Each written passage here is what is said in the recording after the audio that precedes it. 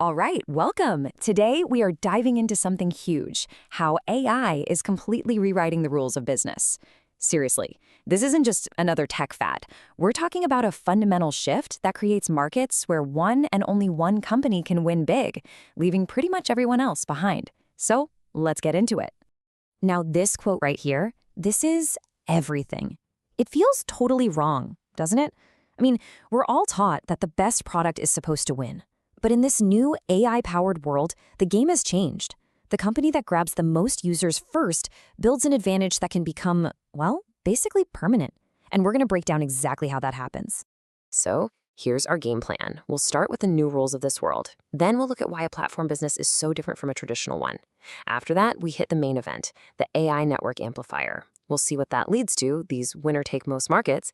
And then, don't worry, we'll finish up with 3 real strategies for how you can actually compete. Look, we all get platform businesses by now, right? We've seen Uber, we've seen Airbnb. But what's happening now is on a whole other level. Think of AI as this powerful new ingredient that you add to the mix, and it takes that old platform model and just puts it on steroids. It creates these feedback loops that are so powerful, they can lock up an entire market for years, maybe even decades. Okay, so before we even get to the AI part, we have to be absolutely crystal clear on this.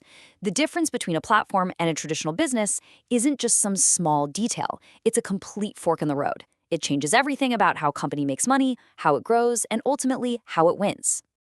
The huge shift here is where the value is coming from.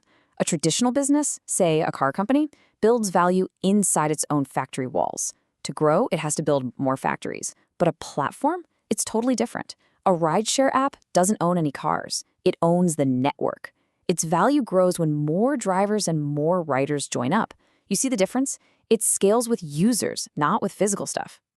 And that whole idea of scaling with users is powered by this one concept: network effects. It's the classic telephone example. 1 phone, useless. 2 phones, kind of useful. 1,000,000 phones, absolutely essential. That's the engine that makes platforms go. And it's the very same engine that AI is about to supercharge. Okay, this is it. This is the core idea. AI doesn't just play along with network effects. It throws gasoline on the fire. It amplifies them exponentially. And it does this by creating this incredibly powerful compounding feedback loop that's built around one thing and one thing only: data. And this is that loop in action. It's so simple, but so powerful. You get more users on your platform. Those users generate more data. You feed that data to your AI, which makes it smarter and a better, smarter AI delivers a way better product, which, you guessed it, attracts even more users.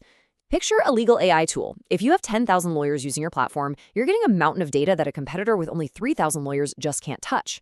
Your AI gets smarter faster, and that quality gap just keeps getting wider and wider until it's impossible to cross. This table just puts it all in black and white.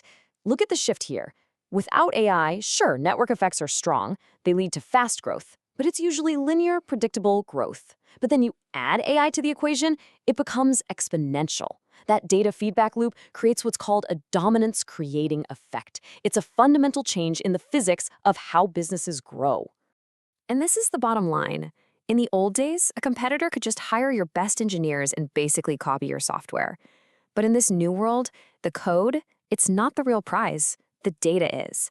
And that data, collected over years from millions of users, becomes this permanent, defensible moat around your business that no amount of money can easily cross.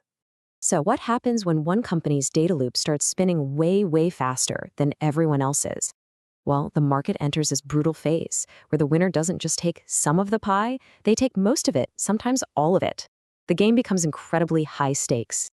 And here's the really scary part. Once a leader gets far enough ahead on data, that gap can actually become permanent. A competitor that's just starting out might be 2 or 3 years behind on data collection. In the fast-moving world of AI, that's like an eternity. That gap might just never close. Let's make this real with some numbers. Just imagine the market leader's AI. It's been trained on a massive data set, right? Let's say 100 million different data points from all its users. Now look at the competitor who got a later start. They've only managed to collect 5 million data points. I mean, the scale of that disadvantage is just staggering. And that data gap isn't just an abstract number. It translates directly into the quality of the product you and I use. So the leader's recommendation engine is 94% accurate, but the competitor's is only 73%. Now, as a user, which one are you going to pick? The better one, obviously. And that choice just drives more users to the leader, which generates more data, which makes the AI better. And the cycle just spins faster and faster. So the market basically locks in for three big reasons. First, that data advantage we just talked about can become irreversible. Second, the cost of switching becomes crazy high. We're not just talking about moving your files anymore, we're talking about abandoning an AI that has spent months, maybe years learning you. And third, it becomes almost impossible for competitors to be different because the quality of the AI is the main feature. Okay, so that all sounds pretty intense, but it doesn't mean it's game over if you're not the leader. It just means you have to play a completely different game. So let's look at 3 smart ways you can still compete. First, you can own a super specific niche. A general AI might be okay at everything, but a specialized AI trained only on legal documents will always beat it for lawyers. Second, you can use a data advantage you already have somewhere else. Think about how Google used its mountain of search data to build an unbeatable ad platform. And third, you can just compete on a totally different level. While everyone else was trying to match gamers, Discord focused on building a community, a different kind of network effect that the big guys completely missed. So if there is one thing you take away from all of this, let it be this. For any AI platform, the #1 non-negotiable priority is to get to critical mass. You have to be obsessed with user growth to feed that data loop. Polishing every feature can wait. Making a profit can wait. But winning the data race, that cannot wait. And that leaves us with one final thought. Whether you're already the market leader or you're the challenger trying to break in, the physics are the same. Your competitor's data moat is getting deeper and wider with every single click, every single day. So the question you have to ask yourself is, what's your next move?